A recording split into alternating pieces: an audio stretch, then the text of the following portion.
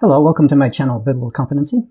This is the beginning of my third video in my introduction to the Bible series, that plus a few shorts. In my first video, I described the entire Bible, all the books of the Bible, all their divisions. In the second video, I discussed the book of Abraham, primarily the extremely important covenant made by God with Abraham and Abraham's children, Abraham, Isaac, and Jacob. Jacob is renamed Israel, and Israel gave birth to 12 sons and became the 12 tribes of Israel. Hello, a minor interruption here. I just mentioned the book of Abraham. What I meant there was the book of the generations of Terah, which concerned Abraham during his call to go to the land of Canaan. The book of Genesis is divided into 10 books of generations called Toledoth, and that's a good way when we study Genesis at some point to divide the book up into those various 10 sections. And so what I was intending to say is that in that second part, I discussed important events that is within that particular Toledoth, which is the book of the generations of Terah, Abraham's father. That's all. And that is what I regard, for introductory purposes, as the foundational truth to get from the book of Genesis. But I encourage you to read the whole book. It has a number of very fascinating stories, and it's well worth reading. In this third video, I'm going to talk briefly about Genesis 1 through 11, which contains many very well-known stories. They are sometimes regarded as a form of genre called mytho-history, meaning that they are describing historical truths, but they're couched in stories that take on a literary form of mythology. Doesn't necessarily mean they're false. It just is simply describing the type of genre which they are found in.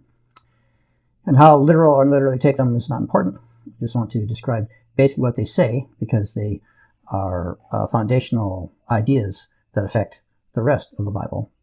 And most people would find them to be the starting point of an introduction to the Bible series. But let's begin. Before we continue looking at the stories in Genesis 1 through 11, I want to take a brief look at this map. It is a map based on Genesis 10.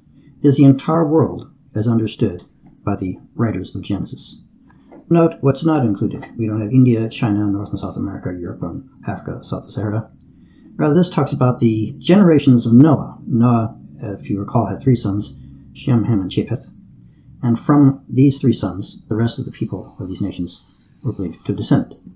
And you'll see generally where all these nations are located, it basically consists of the world as were understood by the early Israelites.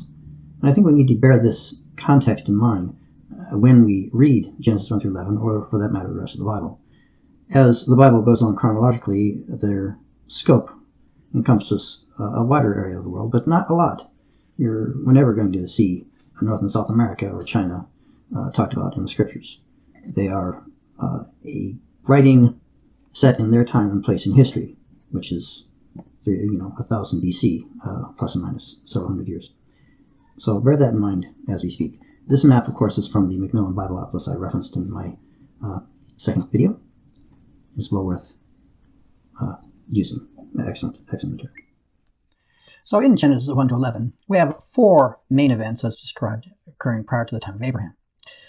The first is a creation account. Here we begin with the well-known verse, the one astronaut Bill Andrews quoted while orbiting the moon during the Apollo 8 mission, when visions of the earth rising over a lunar landscape were first broadcast to the world. In the beginning, God created the heavens and the earth. Following this are the 6 days of creation, which are roughly first day, light and day, and the night cycle. The second day, the firmament. Third day, the ground, dry ground and plants. And the fourth day, the sun, moon, and stars are made to appear in the sky. Sea creatures and birds, animals and humans. And on the 7th day, God rest. A great many Christians, especially those in the modern West, often understand this as a creation of the universe itself out of nothing. This comes from the reading of Genesis 1:1, as it is commonly translated as saying, "In the beginning, God created the heavens and the earth." As young Christians, this is how I read these verses. I interpreted Genesis chapter 1 as depicting the Big Bang, when God said, "Let there be light," followed by gradually forming the earth over geologic time, with the 6 days of creation understood as being different ages, which roughly correspond to the actual development of earth over geologic time. This was a common interpretation prior to the popularization of young earth creationist views among evangelicals in the late 20th century. Another popular view is called the gap theory. Genesis 1:1 was the original creation followed by a large gap. In Genesis 1:2, the earth already existed, but was without form and void, or perhaps waste and void, due to events that may have occurred in the interim. Perhaps there was a great angelic conflict in which an ancient earth was destroyed. The subsequent verses in Genesis 1 would then describe a recreation. These days I step back from all such interpretations because these interpretations are anachronistic. These interpretations spring from our historic perspective using our background information to understand the text. We need to do our best to understand the text, first of all, how the authors and hearers would have understood it. What were their concerns and issues? Were they concerned with material creation at all? A more contemporary view of Genesis 1 comes from Dr. John Walton, who regards the language of Genesis 1 as not describing physical creation at all. Just like in English, the original language could be describing simply a functional creation. For example, I have a house where I made one room into an office, but I did not physically make anything. I simply declared the room to be my office. We notice oddities in the creation narratives. The authors don't seem to be concerned that Genesis 2 to 3 seems to be describing a different creation account. Nor do they seem concerned when, in the story of Cain, the world appears to be already populated by other people. Perhaps in writing these texts, the authors had different questions and concerns than the ones we bring to the text. Another point regarding Genesis 1:1. This verse is actually somewhat ambiguous in its meaning. Here's a different translation that attempts to expose the underlying ambiguous language as rendered in English. Genesis 1:1-3, from the Transparent English Version of the Book of Genesis by James Tabor, copyright 2020, Genesis 2000 Press. At the first of Elohim creating the skies and the land was desolation and emptiness, and darkness was over the face of the deep, and the Spirit of Elohim was hovering over the face of the waters, and Elohim said, "Let there be light," and it was light. In fact, some English translations, particularly those favored by Jewish scholars, render the verse, "When in the beginning God created the heavens and the earth." So perhaps these creation events in Genesis 1 are not about the absolute beginning or ex nihilo creation from nothing of the universe.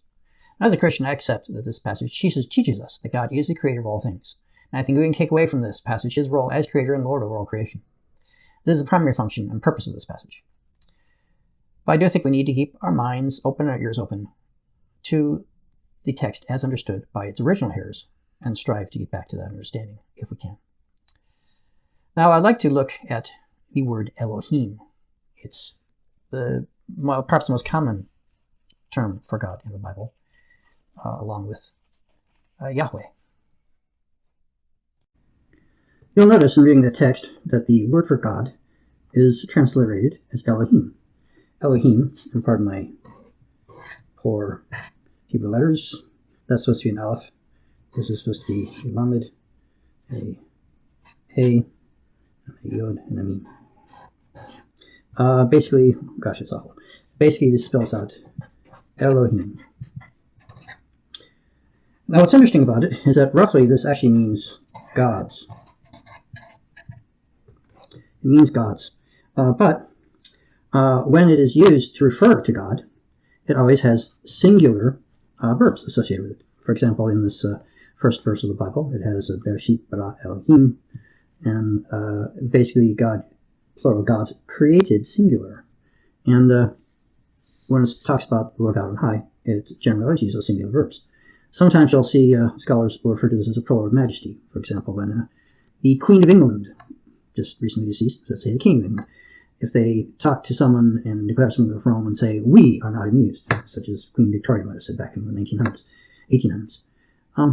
that would be a plural of majesty. And so that's a very common way of putting it. But this word is also, but that being this plural form, then you have a singular form. In the singular form, there's the Aleph again, and you have another one.